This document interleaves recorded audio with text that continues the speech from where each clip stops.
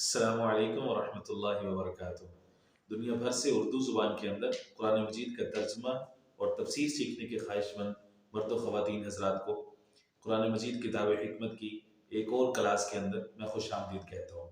ناظرین اکرام، اس سے گزشتہ کلاس کے اندر ہم نے قرآن مجید فرقان حمید کی سورہ نمبر 111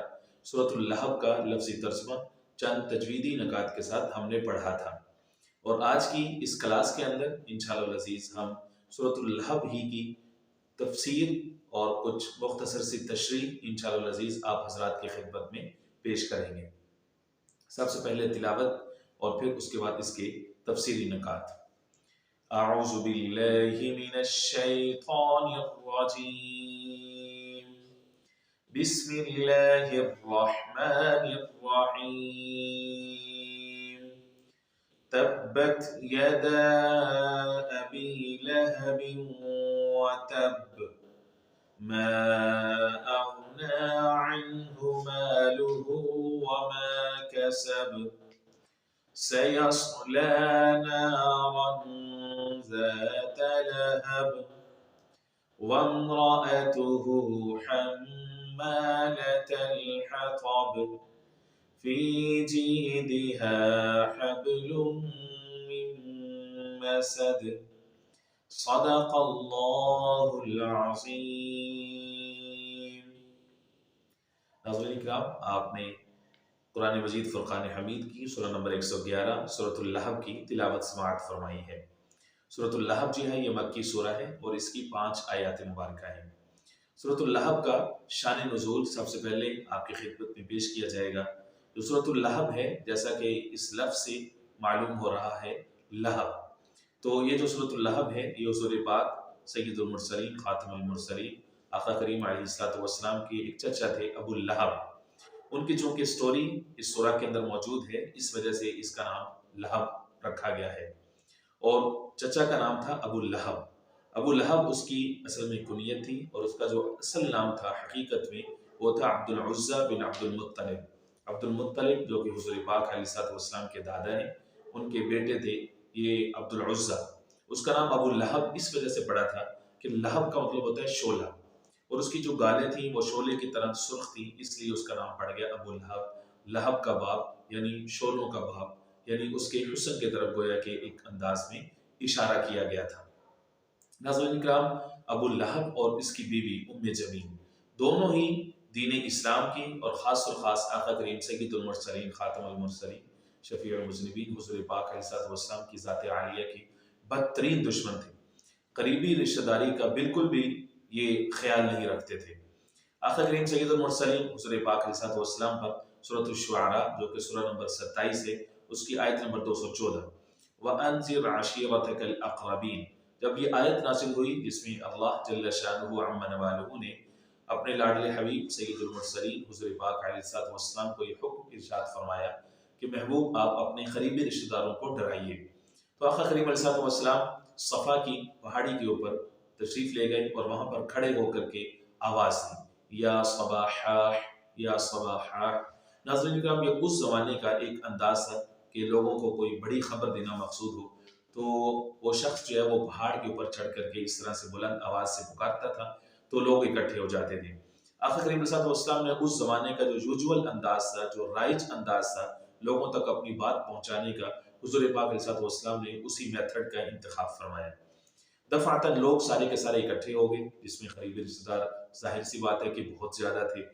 تو اس وقت آقا کریم علیہ السلام نے فرمایا کہ لوگوں، اگر میں تم سے یہ کہوں کہ اس پہاڑ کے دامن میں ایک جماعت ہے تیار کھڑی ہے اور وہاں سے گھوڑ سوار آ رہے ہیں اور تم پر صبح کے وقت یا شام کے وقت کسی بھی پہر میں تم پر حملہ آور ہو سکتے ہیں، تو کیا تم مجھ پر یقین کرو گے؟ تو سب نے کہا کہ ہاں جی، ہم نے آپ کو اپنے میں سے صادق اور امین پایا ہے، آپ یقیناً جو کہیں گے وہ درست ہوگا۔ تب آقا کریم صلی اللہ علیہ وسلم نے فرمایا کہ میں تمہیں اللہ کے اس عذاب سے ڈراتا ہوں جو شرک اور کفر کی وجہ سے تم پر مسلط ہو سکتا ہے۔ یہ بات سنتے ہی حضور پاک علیہ السلام کے سگے چچا، جی ناظرین اکرام، سگے چچا جس کا نام ابو لہب تھا، جس کی سٹوری اس سورہ کے اندر مذکور ہے، اس نے حضور پاک علیہ السلام کو خاتم بدہن نقل کفر نواشد اس نے بد دعا دی اور یہ کہا تبن لک یا محمد لہٰذا جماعتنا۔ الفاظ کے اوپر غور فرمائیں، تبن ہلاکت ہو تمہارے لیے اے محمد، خاکم بدہن الہٰذا جماعتنا، کیا تم نے اس لیے جمع کیا تھا ہمیں؟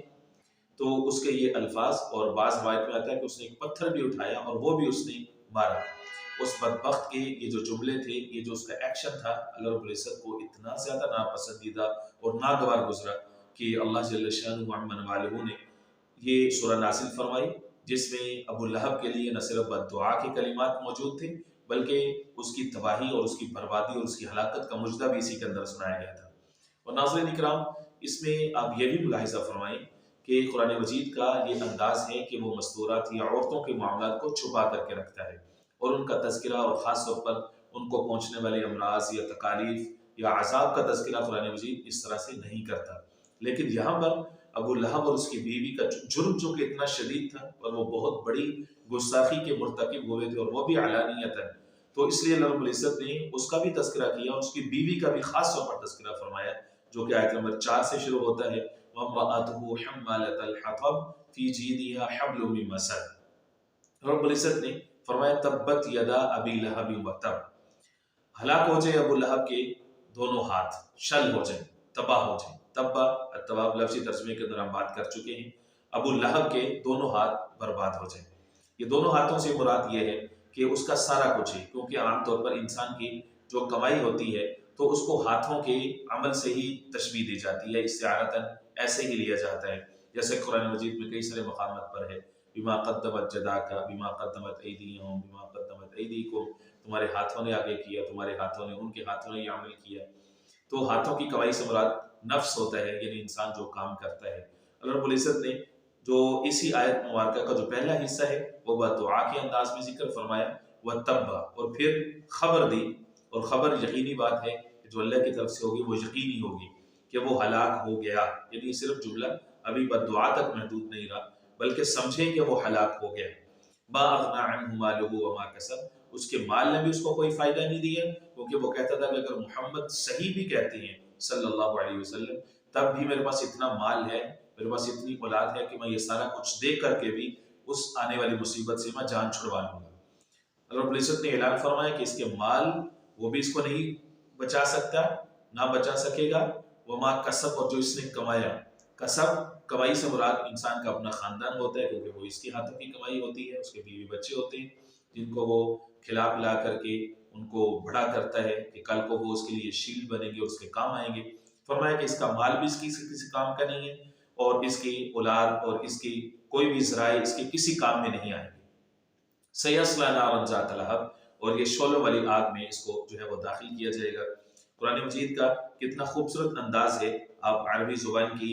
جو ہے وہ ایک کلائمیکس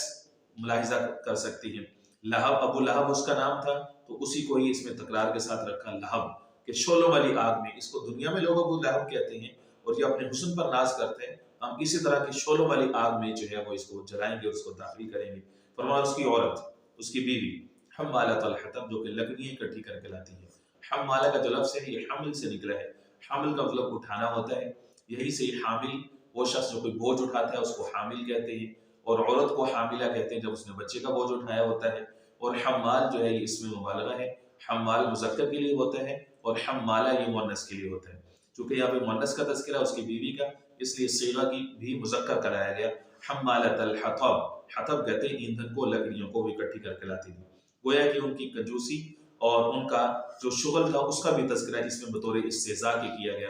کیونکہ اس کی جو بیوی تھی باوجود مالدار ہونے کے وہ کیا کرتی تھی، وہ جنگل میں جاتی تھی، لکڑی اکٹھی کر کے لاتی تھی۔ مفسرین اکرام رحمۃ اللہ علیہ سے کافی زیادہ تفاصیل ان آیات مبارکہ کے حوالے سے جو ہے منقول ہے۔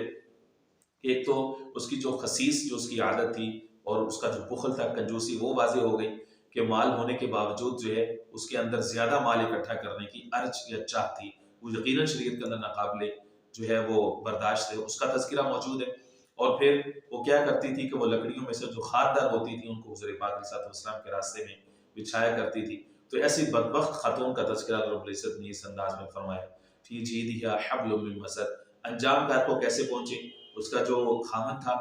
وہ بھی ایک بیماری کے اندر مبتلا ہوا۔ غزوہ بدر کے بعد روایت میں آتا ہے کہ عدسہ یعنی گردن کے اندر ایک گلٹی نکلتی تھی، اس گلٹی کی وجہ سے وہ ہلاک اور برباد ہوا، اور اس کی لاش سے بدبو آ رہی تھی، کوئی اس کے قریب بھی نہیں جا رہا تھا۔ پھر کچھ لوگوں کو بلایا گیا، کچھ غلاموں کو اجرت پہ بلایا گیا، اور انہوں نے لکڑیوں کے ساتھ اس کو گھسیٹ کر کے ایک گڑھے میں ڈال کر کے اس کے اوپر پتھر پھینک دیے۔ قرآن مجید کا یہ کہنا تبت یدا ابی لہب وتب، جو اللہ کے محبوب علیہ الصلوۃ والسلام کی گستاخی کرے گا، ان کو تکلیف پہنچائے گا، تو اس کا حال اسی طرح سے ہوگا جس طرح سے حضور پاک علیہ الصلوۃ والسلام کے اس سگے چچا جس نے بدبختی کی انتہا کر دی تھی اس کا ہو۔ ساتھ اس کی بیوی کا فرمایا کہ فی جیدہا حبل من مسد، اس کے گلے میں رسی ہے، وہ جو لکڑیاں باندھ کر کے لاتی تھی رسی اس کے گلے میں ہوتی تھی، وہی پھرنے کی وجہ سے جو ہے وہ ہلاک ہوگی اور جہنم واصل ہوگی۔ اس طرح سے رب العزت نے اس پورے خاندان کو جو ہے وہ ڈبو دیا اور ہلاک کر دیا۔ اس کے اندر جو ہے وہ ان سب گستاخوں کے لیے جو اس شمع کے پیچھے لگتے ہیں یا اس کی توہین کرتے ہیں، ان سب کے لیے ایک بہت بڑا سبق ہے کہ اللہ رب العزت کی ذات بڑی غیور ذات ہے، اور خاص طور پر اپنے لاڈلے حبیب سید المرسلین حضور پاک علیہ الصلوۃ والسلام کی ذات عالیہ کی گستاخی اللہ رب العزت برداشت نہیں کرتے، اور ان کا حشر اسی طرح کا ہوا کرتا ہے جس طرح ابو لہب اور اس کی بیوی کا ہوا۔ وما علینا الا البلاغ المبین۔ جلدی ملتے ہیں انشاءاللہ العزیز، اگلی سورہ سورۃ النصر ہے، اس کے ترجمے کے ساتھ جلدی ملتے ہیں انشاءاللہ العزیز، آپ کی خدمت میں حاضر ہوں گے۔ وما علینا الا البلاغ المبین۔